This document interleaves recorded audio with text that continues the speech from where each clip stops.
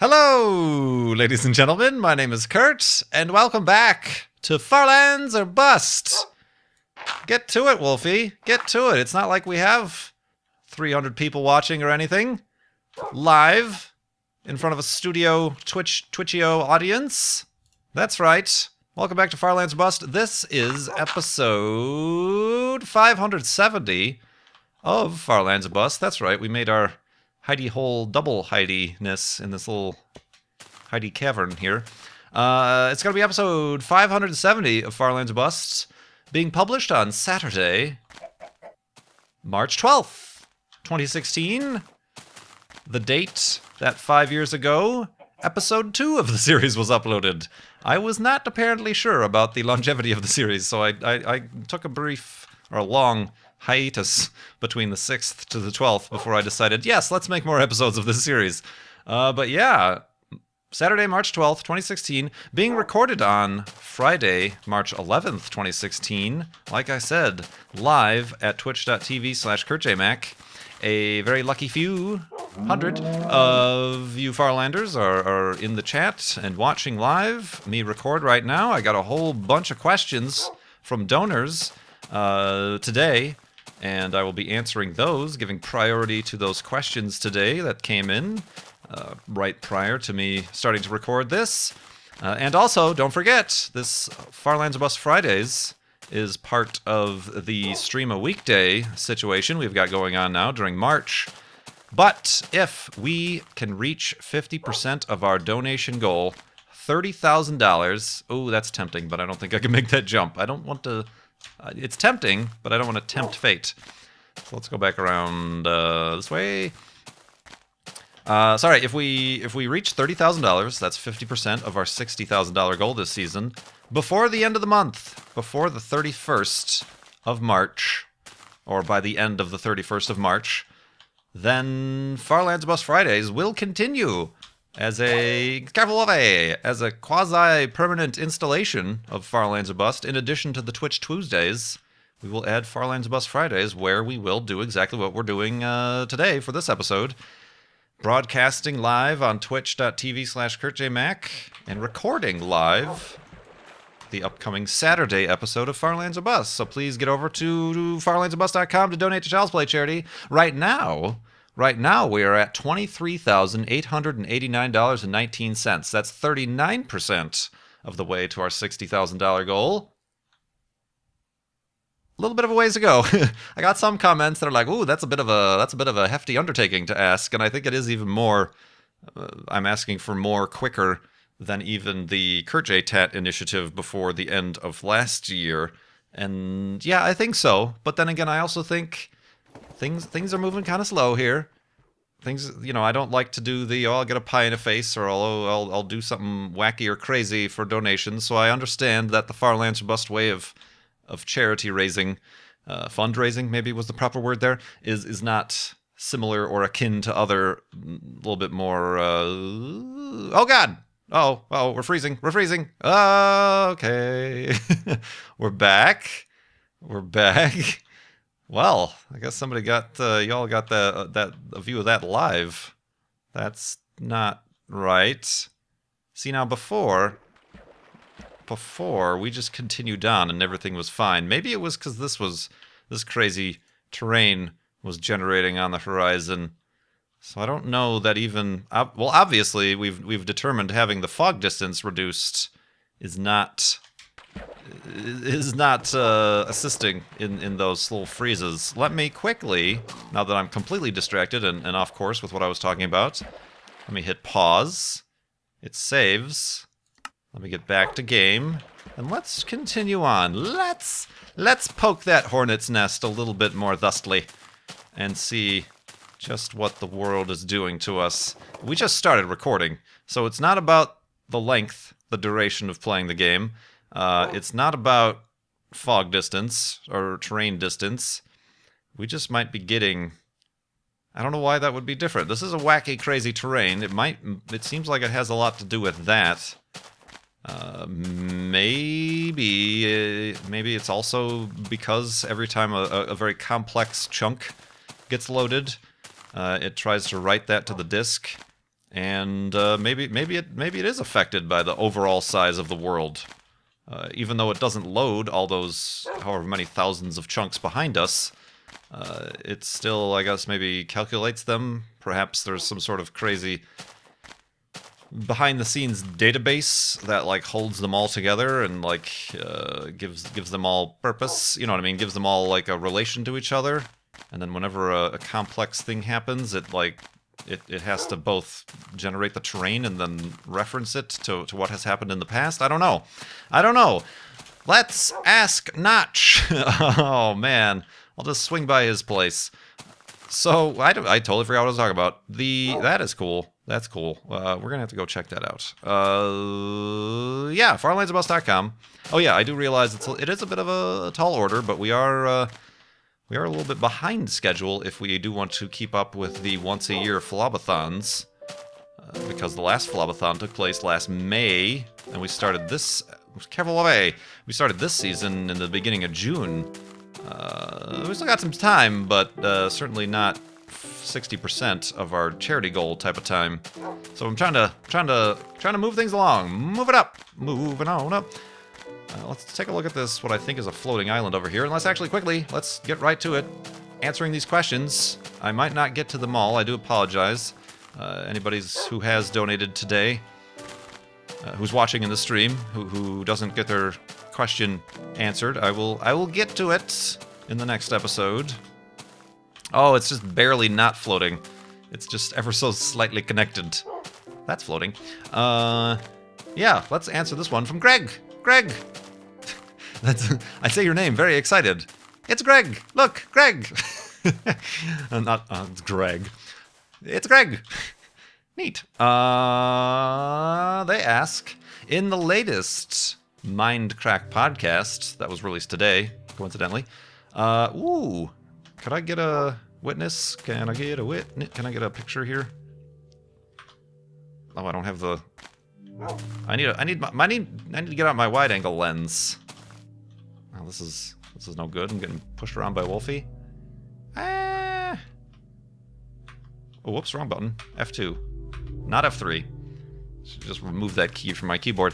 In the latest podcast, Greg asks, Dr. Brian Lorgon 111, who was a guest, was talking about trying to get more Mindcrackers back onto the server with a scavenger hunt type game. To elaborate on that, since I have been following and been talking to Dr. Brian Lorgon 111 about this thing that he's making, obviously he made Minecraft Bingo. He's also in the works of making kind of like he mentioned it's kind of like an automatic CTM map generator. Whereas, you know, CTM maps, your Vexes, your Herobrine's mansions, or well, that's an adventure map. They are obviously all hand built or created by somebody or a team of somebody. These environments. He's making one that will make use of the new command blocks and kind of the terrain generation features to just basically give you a vanilla Minecraft game. But then included in there will be different dungeons, objectives, blocks to collect, CTM type of stuff. And he said it's not going to be as like plug and play as Minecraft Bingo. There's going to be some setup required. But yeah, he's working on that. And he was even saying, you know, that might be a good idea. I don't think he was particularly... He didn't ever say he's building this specifically to get Mindcrackers back into Minecraft, but it's just another one of his projects, like Minecraft Bingo, like his YouTube show, and other stuff that he's working on. Blah, blah, blah, blah, blah. Scavenger hunt. Everyone would split up and try to find every item in the game collectively as fast as possible. That's a separate thing. That's one of 3 things he's working on. The race to collect all the items, or what is it called?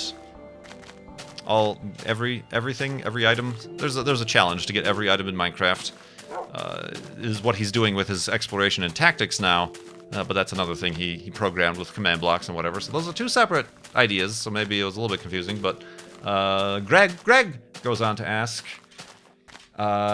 He's thought this through, and it would involve command blocks. Yes, okay. We're repeating each other. Yes, I've already mentioned this, Greg. Carry on. What's your question? or I'm sorry, would that get you back onto the server? If not, what would? Well, if Mindcrackers or anybody did this, it wouldn't be the Mindcrack server. These are dedicated, separate worlds. It could get us back into vanilla Minecraft, and I certainly do plan on checking it out. Not to collect every item. I'm not a big hoarder, he says, after discussing in the previous live stream segment about being a hoarder. That's not my thing. That's not my bag, baby. But the custom CTM map seems interesting. The thing that I'm kind of hesitant about standard built CTM maps is that they're built by somebody and that they can be super hard or kind of confusing and maybe not well designed. If this is vanilla Minecraft with stuff added to it, kind of procedurally generated stuff, then yeah, that's almost like a more complicated, specific Minecraft bingo almost. Let's go to sleep and continue in the morning.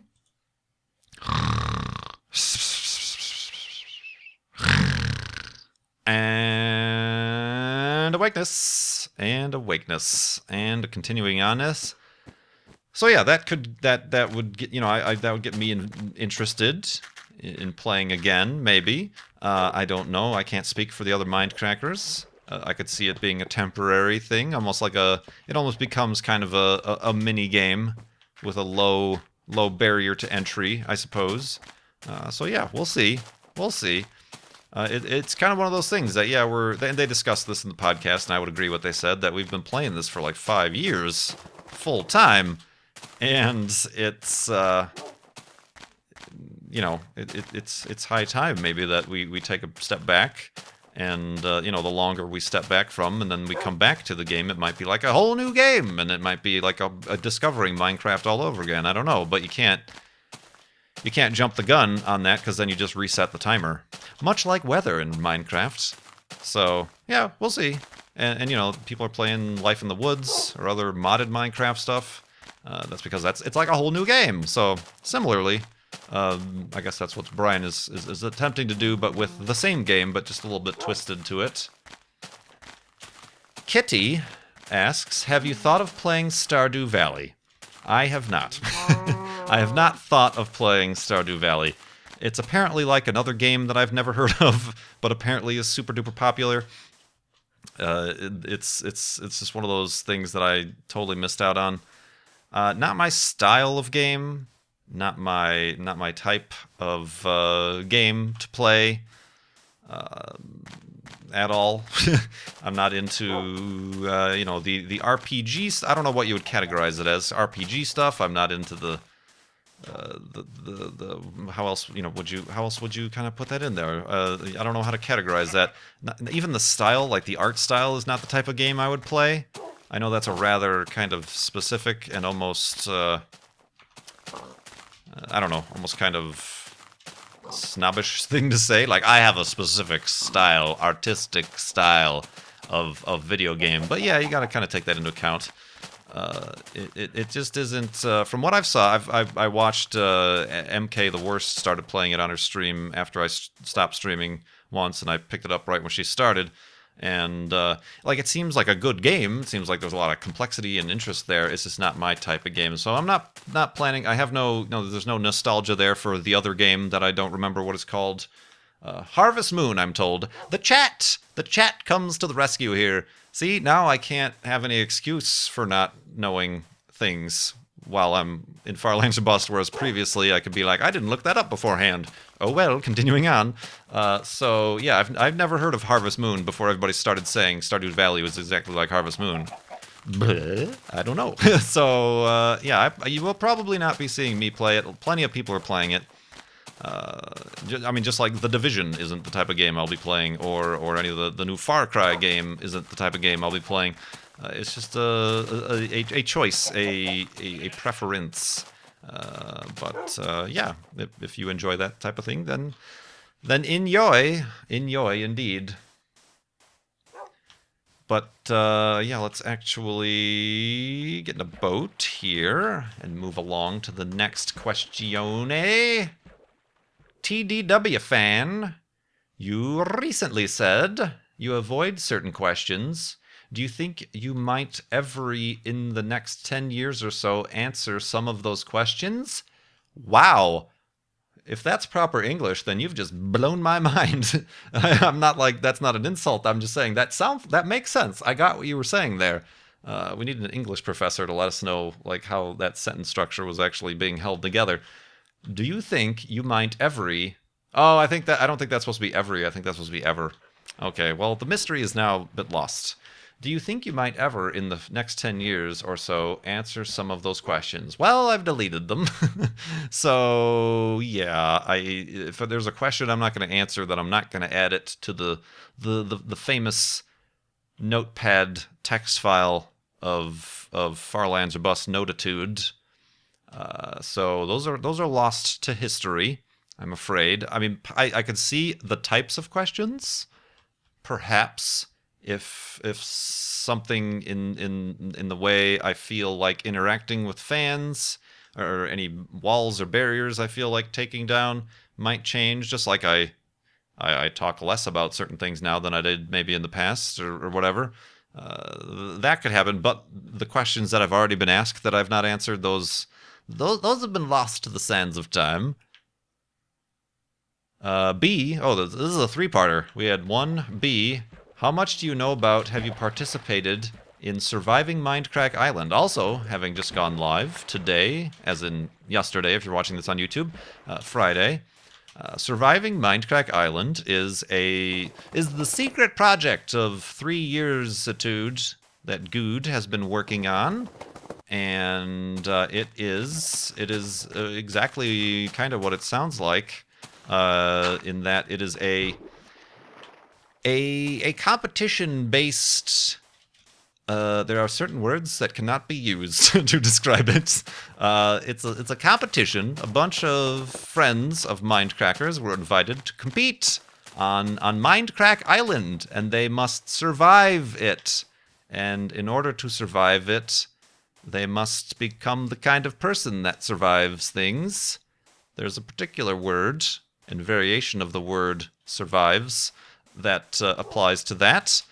And it's going to be like a weekly series. There's going to be challenges and 2 teams and voting of people off the teams, like a reality show. Like a reality show. Just a generic reality show that bears no resemblance to anything else. But yeah, that's going on now, and that's been a long thorn in the side of Good and Mindcrack to try to get that up as the years rolled by. But that's up and running. Our friend earlier mentioned, Dr. Brian Lorgon 111, was who I invited to participate. Unfortunately, that is the extent of my involvement. The weekend that they recorded that, I was unavailable, so I was not involved directly in the recording of or following production of the series. So I really have no knowledge about what's going to happen, what has happened, or even much knowledge about the inner workings of, or how it workings is.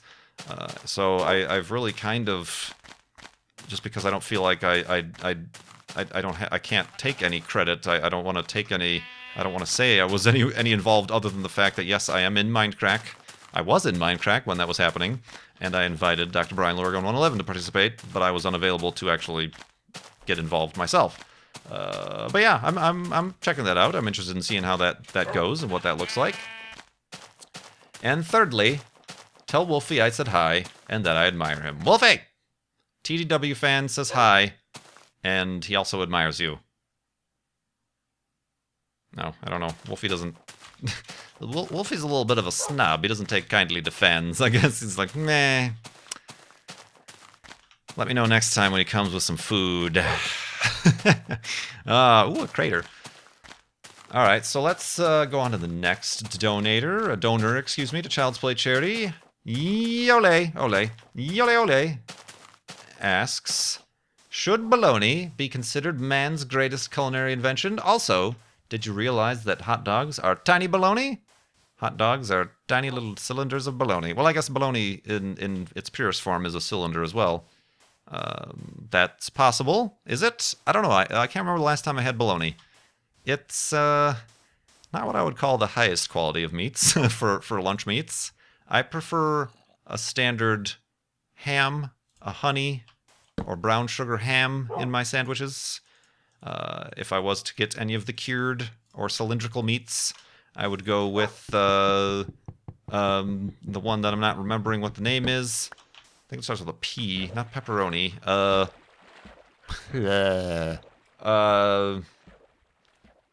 It's kind of speckled. It's got meat and redness in it and spices. What is it called? Pastrami? Maybe pastrami. No, prosciutto is still ham. Prosciutto is regular old ham, but this is still a processed meat. I think pastrami is the word I'm looking for. I don't think... There might be something else that I'm not thinking of, or it could be just pastrami. It's not pepperoni. That goes on pizza.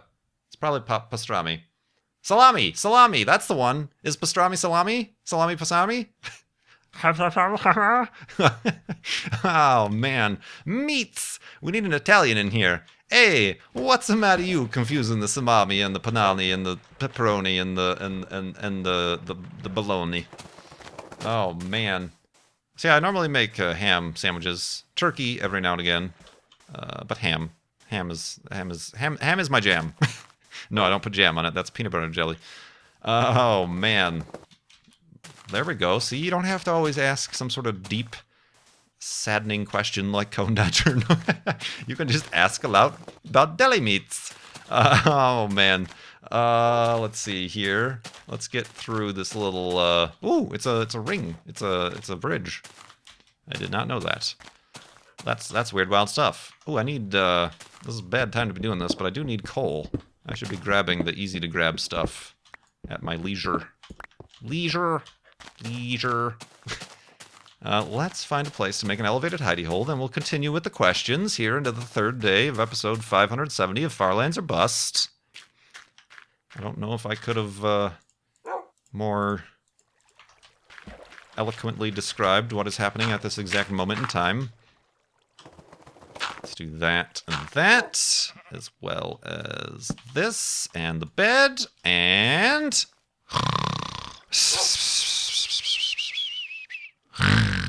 And the bologniness. Bologna. I've never had Spam. I don't know, like, bologna kind of reminds me of, like, being just a few steps above Spam. I don't know what Spam is entirely myself, but yeah, I've never had Spam. Let's see here. Ben asks, I was curious, how much research did you do before making the big move from Chicago to Phoenix, as I myself am moving from the Chicago suburbs to Nashville, Tennessee? You gotta pick up the accent, too. That is, I don't know what that is. But did you have other potential places to move in mind? What made you finally decide on Phoenix? Well, there are a lot of factors that factored in. Phoenix was the idea. It really wasn't... It wasn't a decision like, oh, I want to move away from Chicago. Let's find a place. It was, I want to move to Phoenix. Let's make that happen. You know, so that decision was already made. I mean, I did get a little bit worried because the year before I had visited Portland and Oregon for the first time and really, really enjoyed that area as well. But the expense of that place and the fact that I'd only been there once and really hadn't had the full time to explore was easy to make sure. Okay, maybe later, but let's keep up with the Phoenix idea first. I did some research. I had visited many times. I think before moving here, I had visited 5 or 6 times, visiting various places, north and south or whatever, of Phoenix proper. So, yeah, I guess there was some research. Of course, it all also was the fact that after selling my previous place, came down here on a whirlwind weekend to try to find a place here. And during that time, immediately was like, what am I doing? This is too much. Maybe I should just instead... Well, it's too late. I already sold the place, but maybe I should look to just stay in Chicago. You know, hyperventilating, not sleeping at night. All those good times. But it happened, and I'm here, and I'm glad about it. I mean, the one thing that is still kind of crummy about it is that there's no family around here. You know, things happen with the family that I'm not around to be there for. Just, you know, events that happen in you know, with your extended family, good and bad, that, well, you're not in the loop. You're not in the loop anymore, and you're not there to be, you know, to be present, I suppose. But yeah, it probably, it was minimal research. It's, I guess, you know, it'd probably be a lot tougher. People with families and kids and stuff. There's a lot more that goes into moving a long distance than just some dude. That's just a person, not much, you know. I mean, even having a pet, I couldn't imagine, you know, instead of flying down here, I'd have had to, if I had already gotten a dog in Chicago, I'd have to have driven down here. So, yeah. Thank you for that question. Ben, Yvette, what was it? Yvette Fred, did you have an imaginary friend when you were growing up?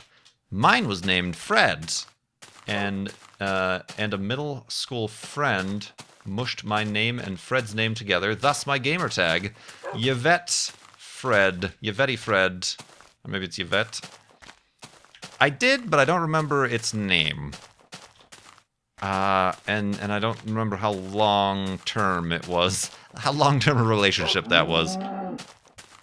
But yeah, just very vaguely, I do remember having a friend, an imaginary friend who lived in the closet. I had a walk-in closet growing up. I got the largest of the non-master bedrooms in the house, and it had a walk-in closet with like a proper door, not like those slidey doors or anything. So that's where it lived. But yeah, I don't remember. It had a name, but I don't remember. I didn't otherwise. I didn't have like a blankie or anything, or any other sort of like typical childhood item, comfort item, I suppose. But yeah, I kind of remember I did, but I don't remember what it was or what its name was or anything like that. The next question, Crumbelina. As a fan of Peter Jackson's Lord of the Ring trilogy, are you a fan of or have you heard of any of his previous B movies, like Bad Taste, Dead Alive, Brain Dead? These are some of my favorite movies. I've heard of them, but I've never watched them, because they are all kind of, strangely, they are kind of those horror B movies that he made before, right?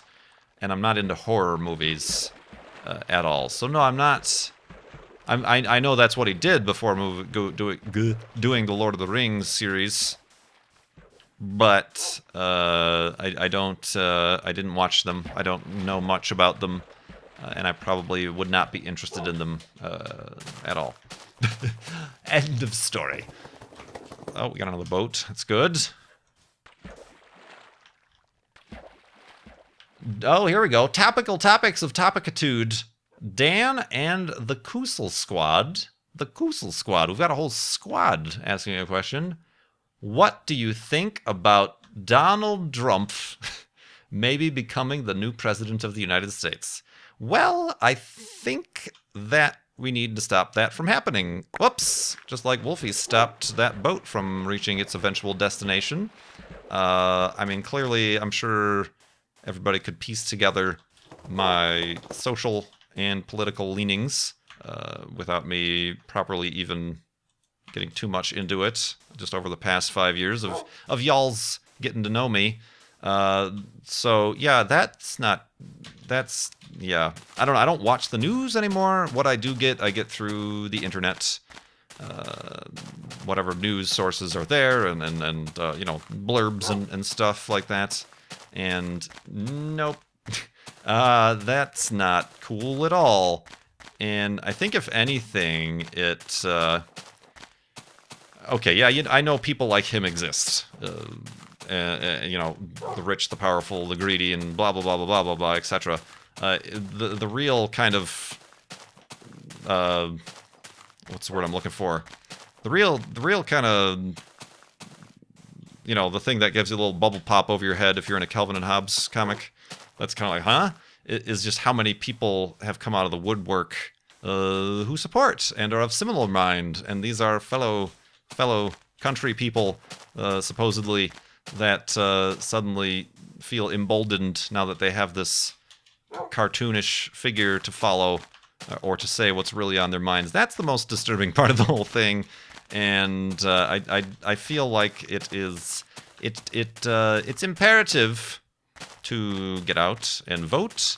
I mean, also a lot of his becoming himself is also a product of the problem of American politics and election cycles just being way too long and way too theatric and way too now turning into reality shows.